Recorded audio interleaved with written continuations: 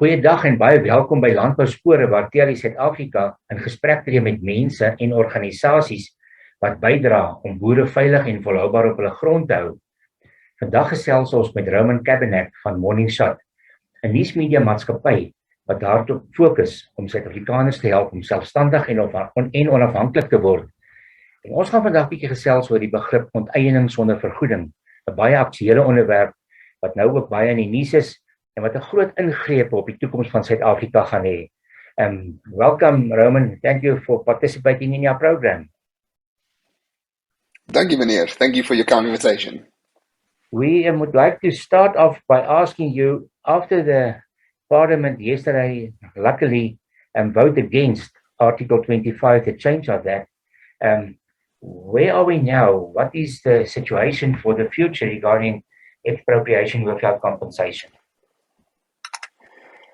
So I think this. Let me take it a bit back. After the Parliament voted against the bill, it's important to note that most people voted against the bill because it did not go far enough. Notably, the Economic Freedom Fighter says they want custodianship of all the land in the country. This bill did not do so. Therefore, they voted against it. The only party that voted for it was the ANC and the UDM. But those who voted against it, a lot of the parties, including the ATM and the EFF, said it did not go far enough. So the bill wasn't dismissed based on the problems with it. It was dismissed on the basis that it didn't go far enough. It wasn't destructive enough for those parties. So I think that's a very important caveat to understand, that it wasn't an outright rejection of the idea. In terms of the idea, I think the fact that it failed means very little. The Minister of Justice came out to a press conference after the bill failed, and he says, you know what, we actually didn't need it, because during the course of the participation process for the bill, a lot of academics and a lot of people in the media said the Constitution already allows expropriation with no compensation anyway, so you don't need to change the Constitution. You can just use the Constitution to achieve the very same result. And that is what they're going to do with the expropriation bill. That was the point of the expropriation bill. So I don't think they really cared about changing the Constitution. They just wanted to create a narrative that it could be done anyway under the existing constitutional framework. So amending or not amending is irrespective of what they want to do. What they actually want to do is pass the expropriation bill and then be able to expropriate with no compensation, not zero, which is apparently there's a difference there. I don't really see it. So to me, the fight has actually just begun rather than ended. Yeah, thanks, Roman. I agree with you, and that's our concern, because my question to myself and to any entrepreneur and investor is, will you invest in a country if they have that type of stipulations within the Constitution and in the expropriation bill, that the government can take your assets without paying for it? And we should also take into consideration that our Constitution already stipulated that assets is not land alone. So we talk actually about any asset if we talk about that. And now we want to go to the economy. Our country needs a lot of economic growth. That is crucial for us. Will that be possible? What will be the impact in South Africa regarding our circumstances, our unemployment figures? We can go on, the socioeconomic reality that we have. And now we bring this to the table, and they will go on. You are quite right. And what will be the impact on the economy in your viewpoint? Well, I know it's a bit flippant to say, but how much worse can it actually get in South Africa? We have huge budget deficits, unemployment rate of 75% for young people, expanded unemployment rate of close to 50% for most of the country. I think the ANC understands and knows economic growth is actually very destructive to its own support base. They know full well that people will vote for them because of what they can get from the government. And that has been the plan for quite a long time. You can see the expansion of the social welfare network, the social welfare state, the COVID grant, and things like that. All these things keep the ANC in power because, let's face it, people don't like the ANC. It's a bit of a cult, but people get benefits from voting for the ANC. And the ANC knows that quite well. So I don't think the ANC is terribly interested in economic growth or reform or anything like that, because the answers are very obvious. private property rights, a relatively free market, relatively deregulated, and they do none of those things. They've had the opportunity to do so for 30 years, and they have not done so. They are doing it solely for their own regard, for their own survival, so to speak. And when they run out of money, as they have now, they turn towards getting more assets cheaply or for nothing. And this is the next phase of ANC rule. No, Roman, it's quite interesting. I agree once again with you.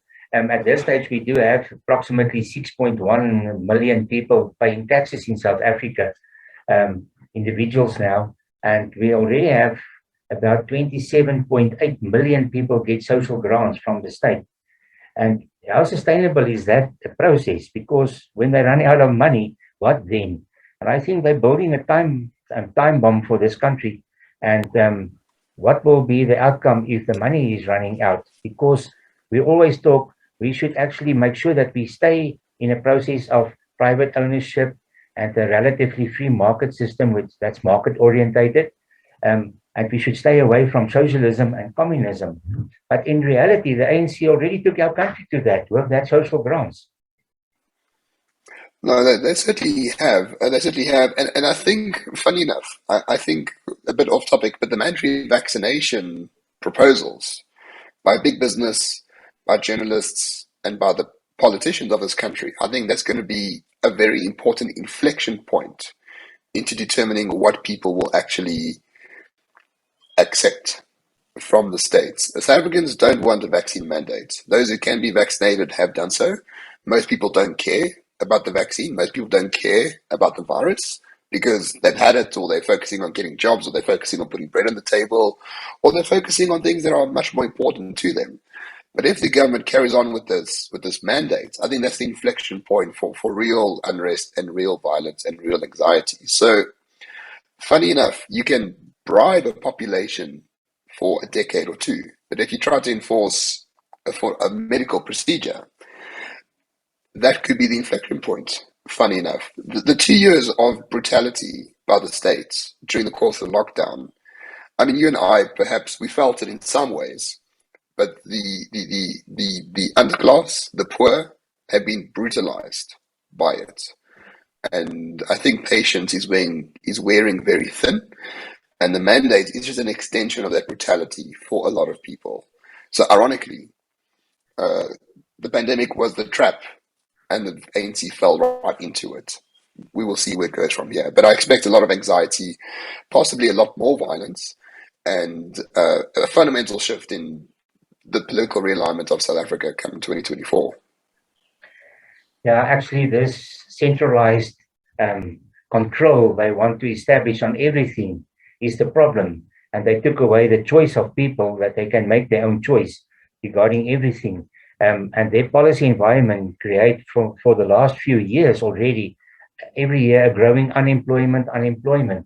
And that is the reality of the ANC policy. I myself think we cannot afford the ANC any longer. They became too expensive for this country with their policy environment.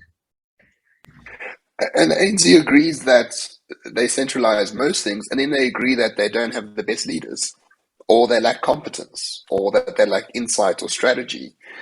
And overall, I think I'm alone in this, but I feel like the ANC is actually really tired of governing. I just feel this overwhelming sense of exhaustion. Everything's not, we're the laughing stock of the world. We don't have power for 4 hours a day.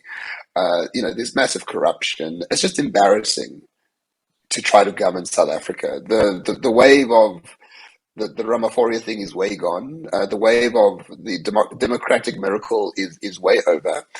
And for the first time in many decades, the ANC actually had to govern this country for the past 2 years because they were in complete control with their Commander Corona Council or whatever there is. They were in complete control of the country, and it's exhausting for them. They gleefully went into the lockdown and said you can't have chicken and shoes and whatever else because it was fun or because of ideology. But 2 years later now, there's protests every day.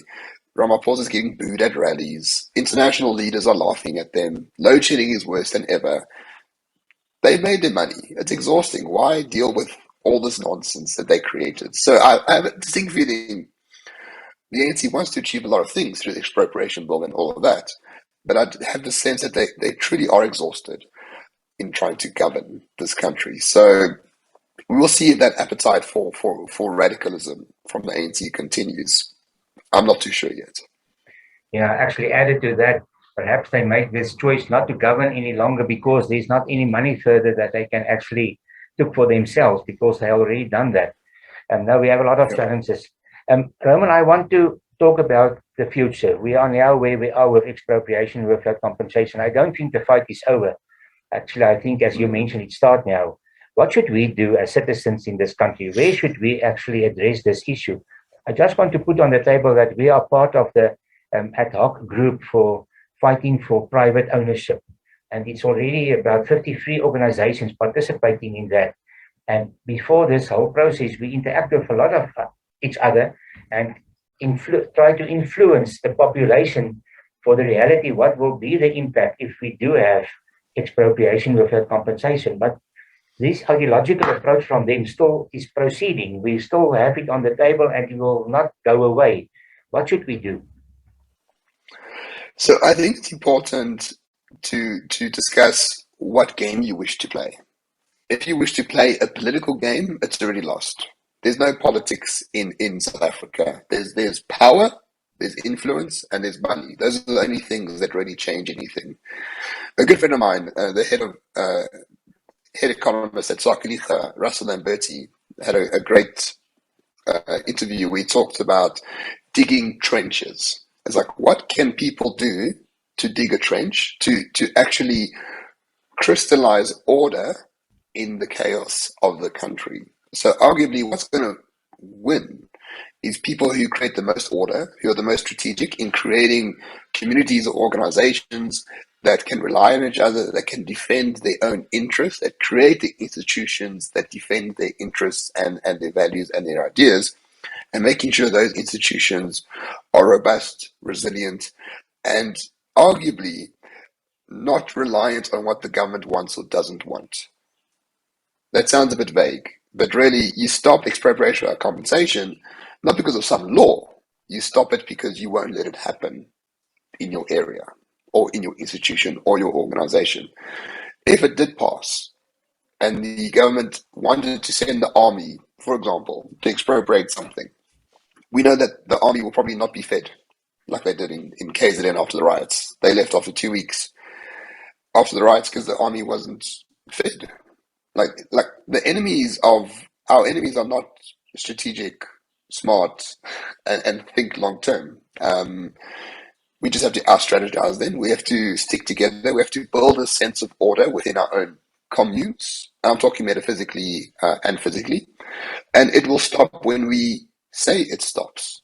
If you have all the power based on this decentralized organizational community aspect, it doesn't matter what happens in politics.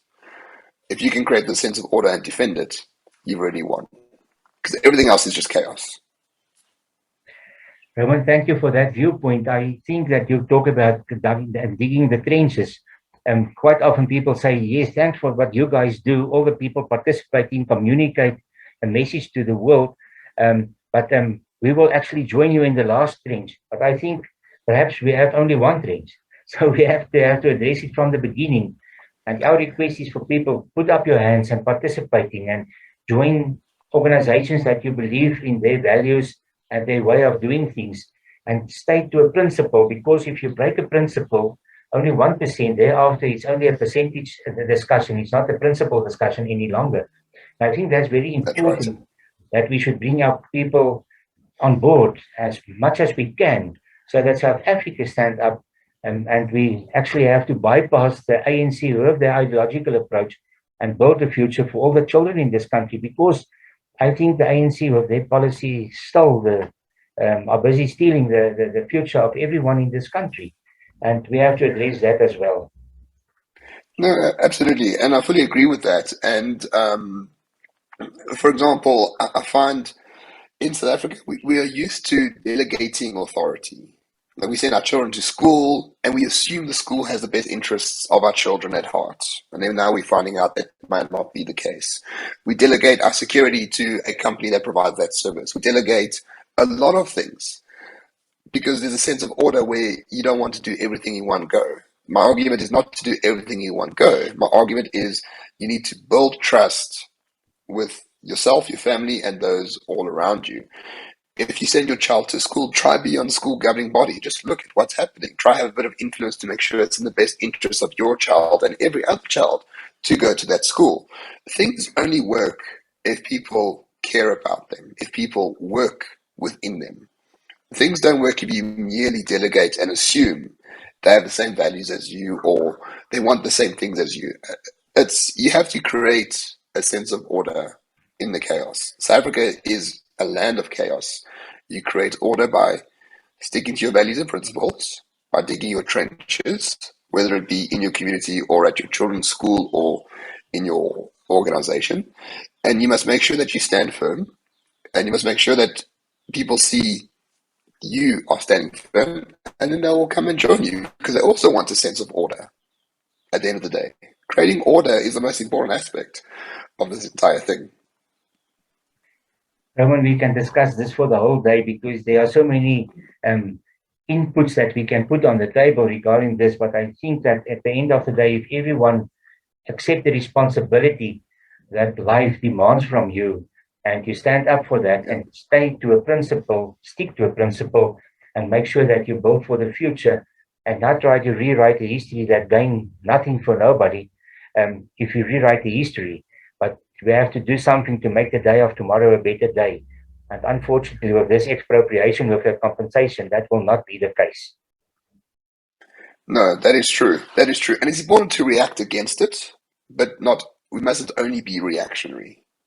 While reacting, we must build something that creates order in the first place as well. So you keep it at bay politically, but knowing full well that you're building things here that makes the reaction not matter, hopefully in 10 years' time. Roman, thank you so much for your participating, and thanks a lot for your contribution for communicate to the world. I think it's very important for me. If they ask me what's the three most important things that we have to do, I always say it's communication, communication, and communication. Because if people is informed and they have all the facts in hand, they can make a better decision. And thanks for your contribution in that regard as well. We appreciate that. Thanks a lot. No, thank you, meneer. Thank you. Too kind. Thank you, sir. Dit was dan jou Landbouspore in samewerking met Boer Media en Edge Communications. Tot volgende keer. Totsiens.